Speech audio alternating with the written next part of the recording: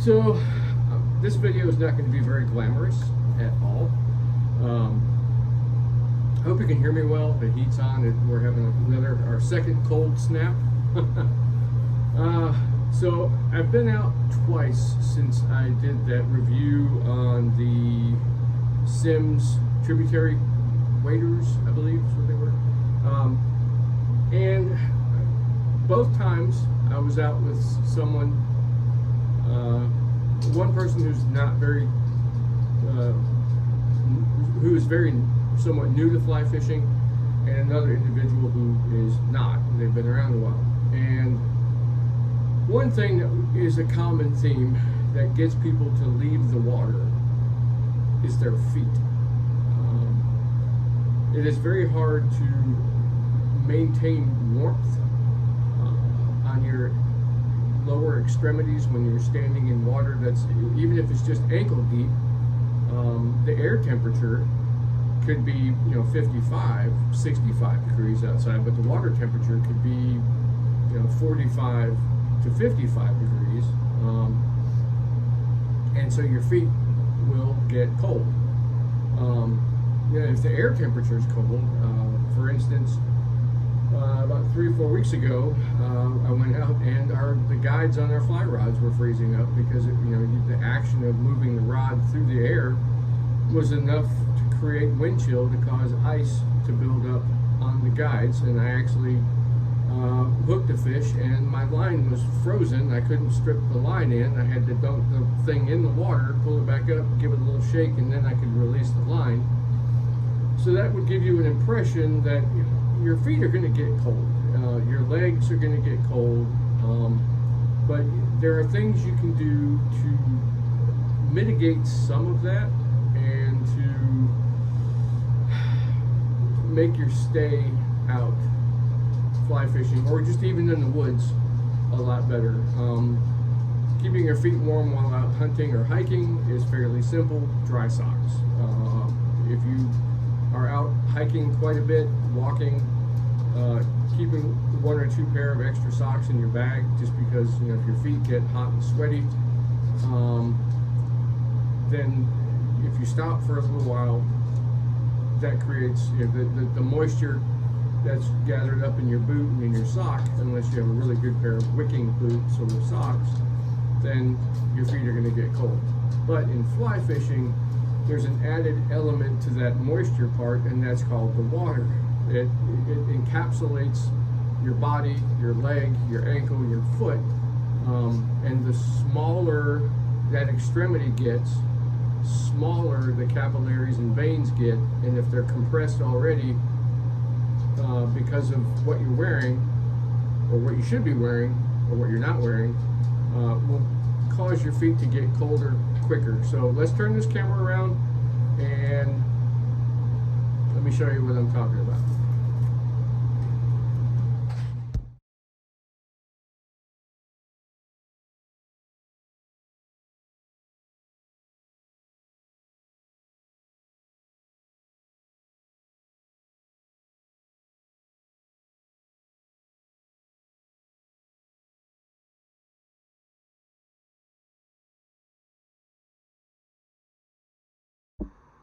Lock and hackle back.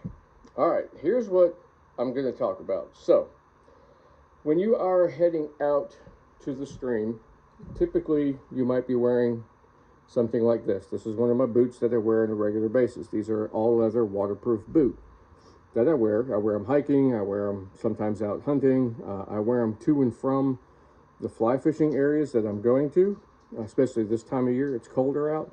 But the problem is my feet will get warm in these, and if I'm wearing just a pair of white cotton socks, my feet will feel sweaty and cool by the time I get there. So the number one thing you can do when you get to where you're going to be is change your socks, and don't wear white athletic cotton socks. Cotton is the worst in transmitting heat. It absorbs heat, it robs heat, it does everything. Now, these are a good pair of socks. They're, whatever brand they are, but these are just typical white cotton socks. It's got a little compression band here around the top of your foot. It's got the, structured toe for strength and padded and all that other stuff. But they're not warm at all. So if we look at the inside of the sock, you'll see there's a little bit of tufting there, but it's also very open. Awful socks. Okay, so you want to change your socks. I'm going to recommend a wool blend sock. Now I have one here. This is from a company called Smart Wool. These are good socks. I've worn them before, but the problem is they are pretty thick. That is one. They're warm, but they're thick, and I'm going to get to that here in a minute. So you see that there's this lot of piling up in here, in the toe. There's a lot of thickness inside here. The band is nice, so it doesn't fall down when you're wearing them. The problem is, one, you're going to have to check on your boots. So this is kind of a 2-for-1, boots and socks. Boots need to be bought in the size of the shoe that you wear, or one size up. What I mean by that is if you wear a 9.5, a 10.5, a 10, or an 11, in your wader boot, buy that size. And I would also recommend going to a shop and trying them on and taking the socks you're going to wear with you. This is the most crippling part of enjoying a day out on the water, and that is your feet. One, you're going to be doing lots of walking, possibly, walking on uneven surfaces, walking in and out on muddy banks, sometimes trails, or tarmac to and from the stream, because you may have to park someplace and then to get to that stream, walk down the side of a road. So, number one issue with this is boot fitment. Next is if you are putting on your boots and they are bone dry, they are going to be very, very stiff. Very stiff. I mean, like when you can pull them and they're not going to feel tight. But as soon as you walk around in them, and as soon as they get wet, they are going to expand, and your foot is going to feel like it's sliding around. That is when you need to kind of cinch them up a little bit. But, there's always a but. Never cinch down your wader boots like they're a pair of joggers, like you're about to go jogging. Because that is going to be the number one reason your feet get cold, regardless of what you're wearing, is because you will literally cutting off the circulation to your foot. You're compressing your foot inside that boot, which is going to shrink and compress everything around your feet. And then once you do that, your feet are going to get cold. Doesn't matter what you're wearing. So you're going to have to find that even ground, no pun intended, on wearing your boot. Now it's going to be different from boot to boot. This boot is different than that boot. This is a very stiff felt sole boot. It's a Frankenstein thing. It doesn't bend, so there's a lot of padding inside this boot. It's very thick, so I would not cinch this boot up nearly as tight as I would this boot. This is a hiker style boot. It's got a rubber sole. It's built very much like a hiking boot. It's got lots of padding here around the cuff, but not so much here and here and here, because it needs that flexibility. So this one, I'm going to cinch it up pretty tight. Oh, there's a bunch of sand in it. So, buy your boots to the size boot that you wear. This is a 9.5 boot. That's a 9.5. That's a 9.5. I don't know if you can see that.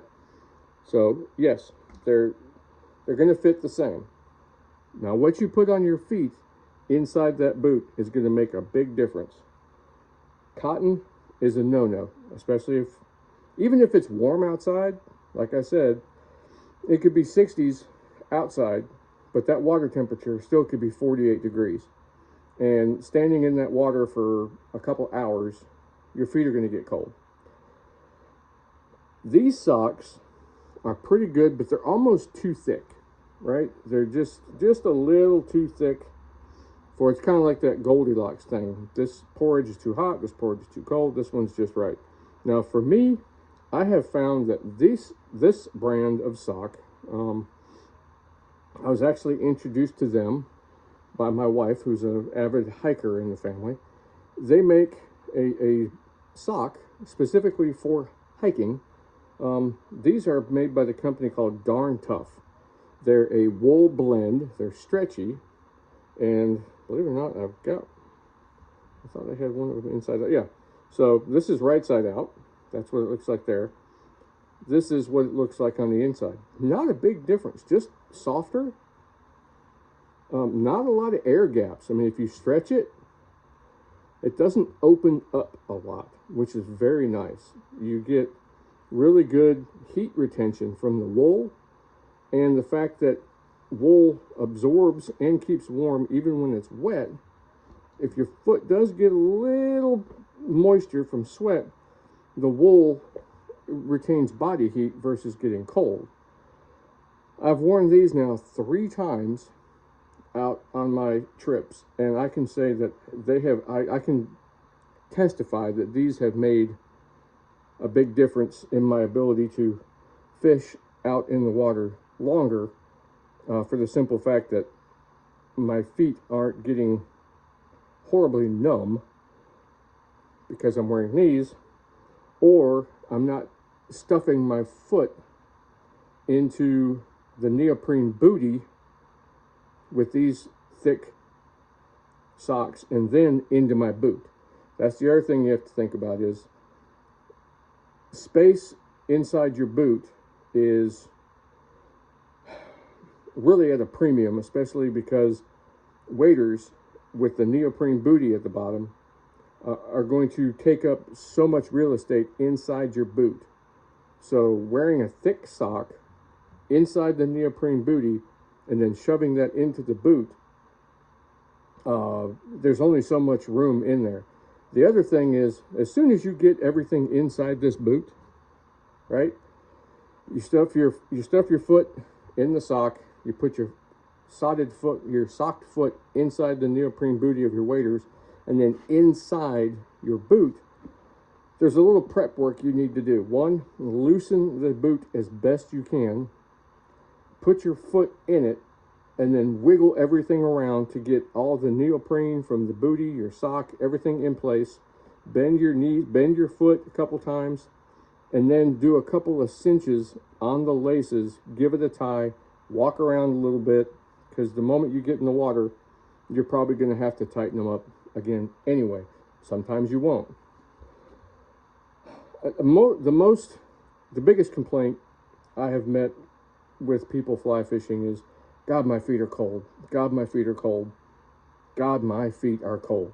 And that typically comes down to poor fitment of the boot, poor choice of sock, and tying your boot too tight, way too tight.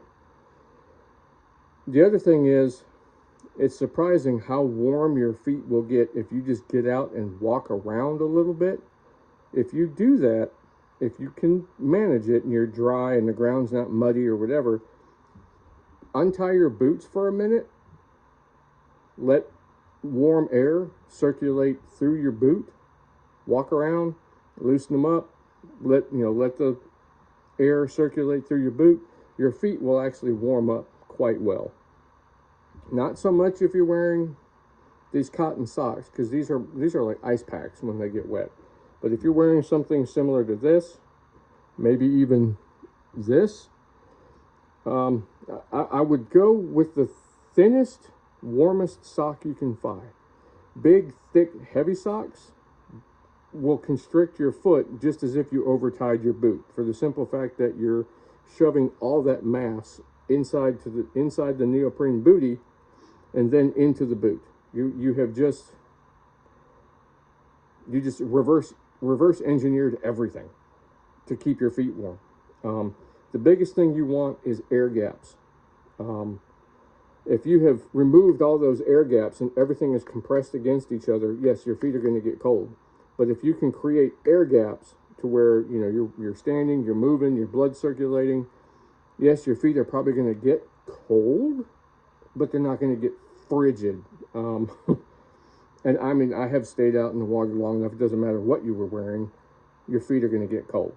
But returning them to a normal temperature quickly is easier if you're not compressing everything, so it's, you know, just like this compressed.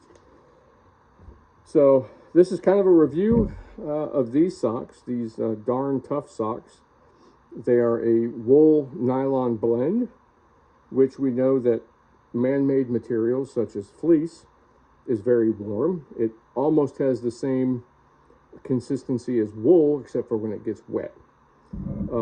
We know that some man-made materials like nylon and so on and so forth that cover our down jackets is very nice. We know that wool is a wonderful thing. So finding a good blend of the two is perfect. These are horrible. These are okay, but they're too thick. You just really want your feet, regardless of you're a hiker, if you're a fisherman, whether you're a hunter, your feet are what keep you doing what you want to be doing. If you are an avid backpacker, then, you know, having good shoes, good socks keep you moving. If you're a hunter, having good boots and good socks. You want the ankle support. You want the arch support. You want the socks to, you know, to be able to breathe. You don't want your feet to get sweaty and hot, and then your boots get hot, and then everything gets gnarly at the end of the day, and you get blisters. And same thing with fly fishing. You really need to watch your feet. That is going to, you're going to pay more attention to what you're doing with the rod, reel, and line if you're not sitting there thinking about my feet, you're going to miss fish. So with that, I hope you kind of enjoyed this video. It was just something I thought about since we're kind of in the days of winter fly fishing here in the Southeast. So, okay, Lock and Hackle.